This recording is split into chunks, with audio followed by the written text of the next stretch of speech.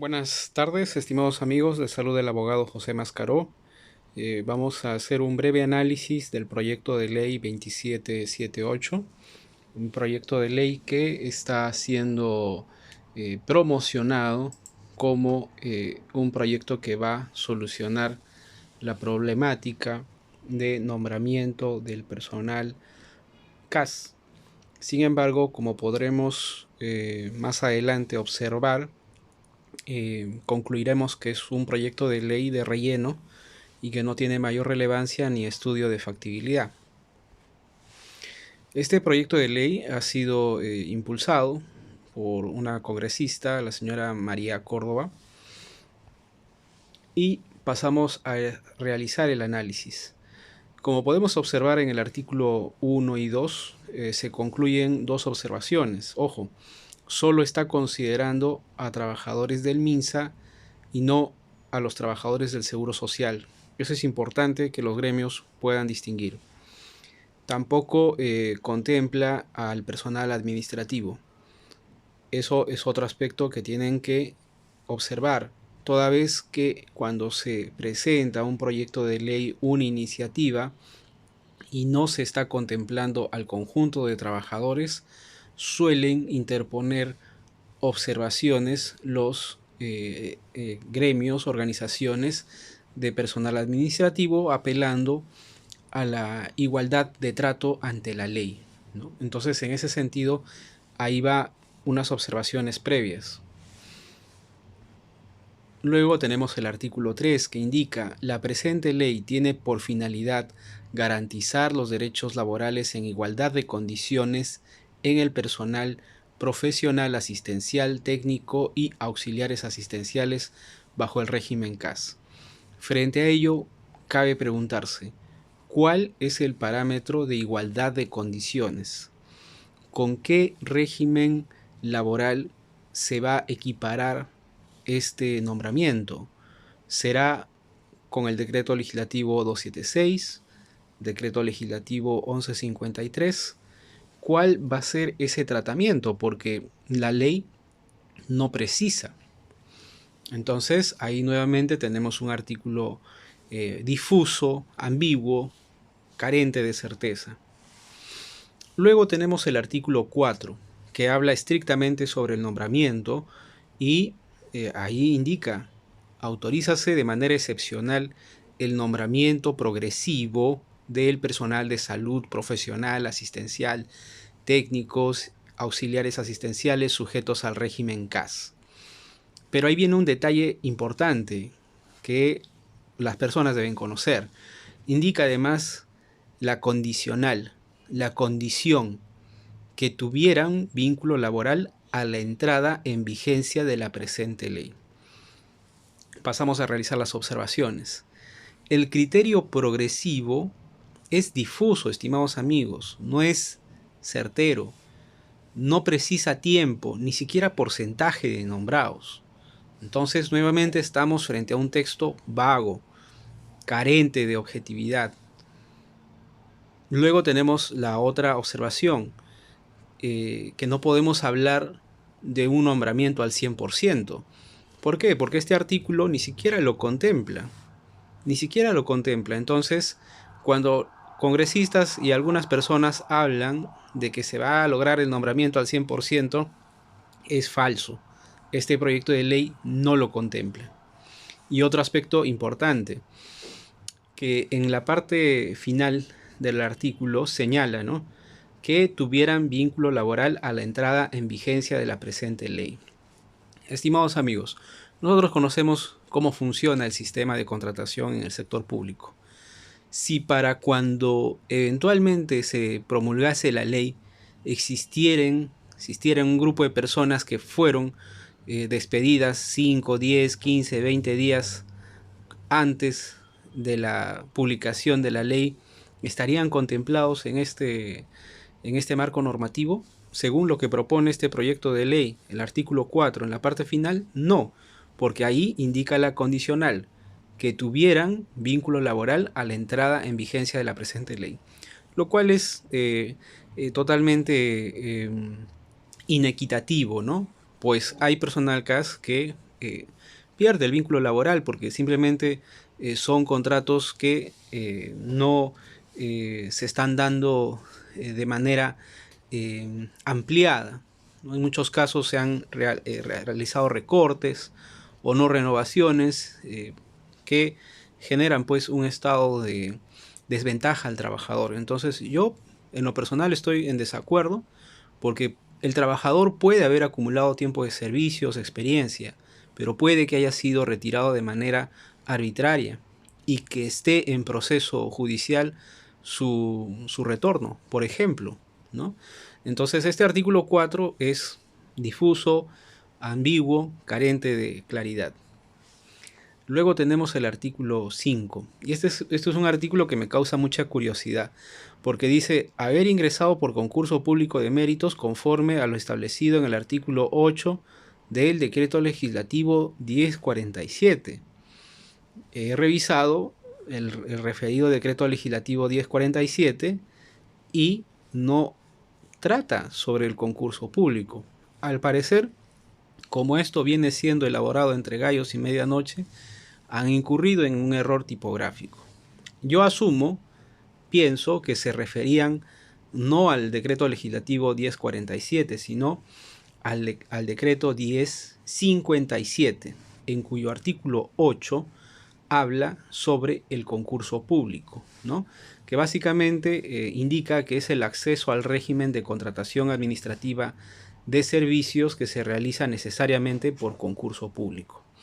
Entonces, retornando al artículo 5, dentro de los requisitos está estableciendo que se debe haber ingresado por concurso, ¿no? Al parecer en el literal A existe un error tipográfico, no es decreto legislativo 1047, sino 1057. En el literal B indica, vamos a pasar al análisis, en el literal B indica contar con un periodo de trabajo no menor de 2 años seguidos o 3 años discontinuos. Ese texto está presente también en la ley 31.131, o sea, hasta ahí no hay problema. Luego indica haber laborado antes del 15 de marzo del 2020 y que se encuentre con vínculo laboral vigente. Reitero, esa condición, tener el vínculo laboral vigente, es inequitativa, genera desventaja al trabajador, porque reitero, para el otorgamiento de la ley puede que el trabajador haya sido despedido 5, 10, 15 días antes, como recientemente ha sucedido, por ejemplo, en el caso de los trabajadores cuyo término de contrato ha sido con ocasión de un comunicado que fue lanzado el 27 del mes pasado, ¿no? Entonces, no me parece congruente esa condicional y por eso me sorprende que algunos gremios estén aplaudiendo este proyecto de ley cuando claramente puede generar una afectación a sus afiliados.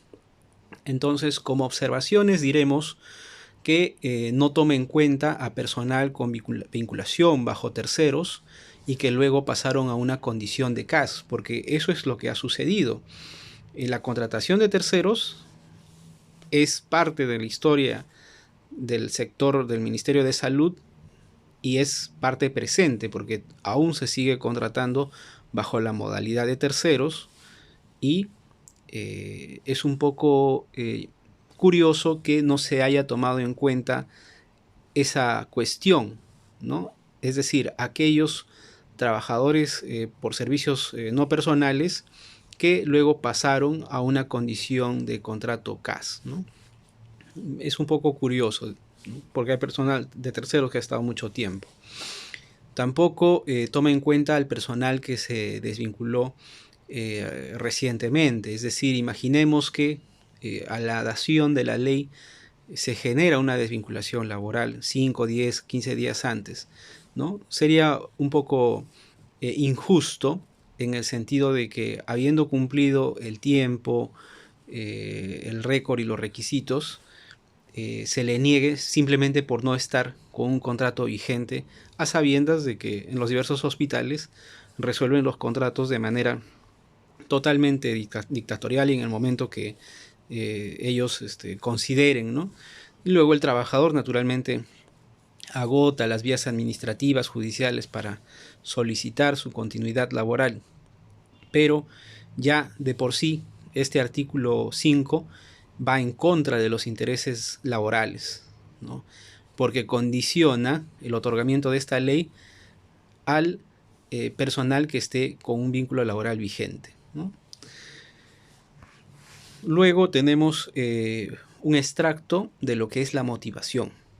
Ustedes, estimados amigos, saben de que todo proyecto de ley tiene una motivación, ¿no? Un sustento de que es viable, y en el efecto de la norma de la legislación nacional observaremos que el congresista que ha propuesto esto indica que este proyecto de ley no transgrede ninguna de las normas de nuestro ordenamiento.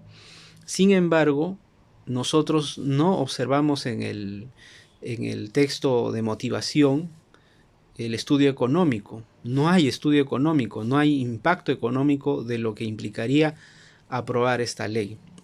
¿Por qué no hay impacto económico? Porque sencillamente, como observamos en el artículo número 4, no hay porcentaje, estimados amigos. Entonces, al no haber porcentaje, al no existir una cuantificación del personal de salud que sería beneficiario inicial de este proyecto de ley, no se puede calcular nada.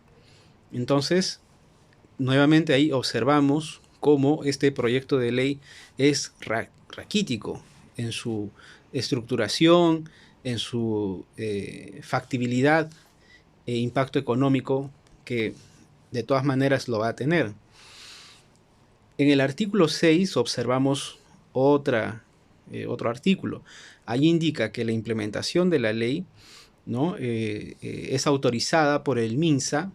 Se autoriza al MINSA para que pueda realizar modificaciones presupuestarias en el nivel institucional con cargo a fuente de financiamiento de recursos ordinarios a favor de los organismos públicos y gobiernos regionales para el financiamiento de proceso de nombramiento autorizado por ley. Nuevamente, no tenemos cifras, estimados amigos. Si no hay cifras, simplemente son vaguedades, son eventos futuros inciertos. Y ahí indicaremos, ¿no?, como una observación: toda ley implica un gasto público que no ha sido sustentado y sobre el cual no se advierte que haya existido un análisis cualitativo y cuantitativo, el mismo que va a constituir ser un elemento esencial en la viabilidad técnica y presupuestaria de una propuesta legislativa. Esto se ha extraído del mismo razonamiento que el TC ha realizado respecto de la ley 31.131, una ley herida de muerte, mutilada, justamente por no contemplar los aspectos relacionados al impacto económico. El otro extracto que me he permitido citar respecto del fallo del TC en los aspectos presupuestarios es el siguiente. Indica: requiere de mayores recursos para financiar el total de gastos vinculados a la planilla del personal que pertenece a dichos regímenes, como es el caso de los gastos por gratificación, bonificación por escolaridad, compensación por tiempo de servicios, incentivo CAFAE, asignación familiar, entre otros, por lo que originará que se deban asignar los recursos públicos necesarios a las entidades del gobierno nacional, gobiernos regionales, gobiernos locales, a fin de financiar los gastos que se generen para la ejecución de las medidas antes mencionadas, financiamiento que no se encuentra previsto en el presupuesto del sector público. Esto, como indico, es un extracto del razonamiento que ha empleado el Tribunal Constitucional para el caso de la ley 31.131 y que lamentablemente se repite en este proyecto de ley, que pretende decir que no irroga gastos públicos, pero vean ustedes el razonamiento que el máximo intérprete en el Perú ha realizado. Es cierto que cuando uno pasa a una condición de nombramiento, tiene que ser acreedor de todos los beneficios de ley que acompañan como tal. Uno de los beneficios es CTS, escolaridad, CAFAE y demás. Por lo tanto, eso va a requerir un presupuesto adicional. En ese sentido, si ese impacto económico no ha sido estimado, No sabemos la viabilidad, no sabemos el tiempo que tomará, no sabemos el porcentaje con el cual se podría iniciar este proceso de nombramiento, ¿no? Entonces, siempre mi padre, a quien adoro con toda el alma, siempre me ha referido que no se puede controlar aquello que no se puede medir. Entonces, si en este proyecto de ley no podemos medir el impacto económico, no podemos controlar ni saber cómo será el desenvolvimiento del proceso de nombramiento, ni si será factible en términos económicos. Es un aspecto que deben tener presente. Como conclusiones, podemos indicar que el proyecto está redactado en términos genéricos que no precisan ni garantizan además un incremento remunerativo bajo la modalidad CAS. El estudio económico no está inserto en la motivación del proyecto de ley y como tal, esto termina siendo un proyecto redundante con una motivación de la ley que son 12 hojas y en 12 hojas tú no puedes sustentar la viabilidad económica para un grupo de profesionales de la salud que es amplísimo en todo el Perú. Entonces, considero que es importante que puedan tener presente el análisis elemental de este proyecto de ley a efecto de que puedan saber de que no tiene la viabilidad ni tiene lo que es esencial en palabras del Tribunal Constitucional, el impacto cuali cuantitativo, el aspecto económico, el aspecto medible, ¿no? En ninguna parte encontramos un porcentaje. Lo único que encontramos en la disposición complementaria final es de que en 30 días se vería el reglamento, que eso es otro cantar y que tomaría sus plazos y tiempos inciertos. Pero de plano, este proyecto de ley no satisface mis expectativas desde el aspecto jurídico y considero que terminaría siendo uno de los tantos proyectos de ley que se hacen entre gallos y medianoche, que no prosperan, que no tienen sostenibilidad y que tienen como objeto únicamente el buscar el rédito político, ¿no?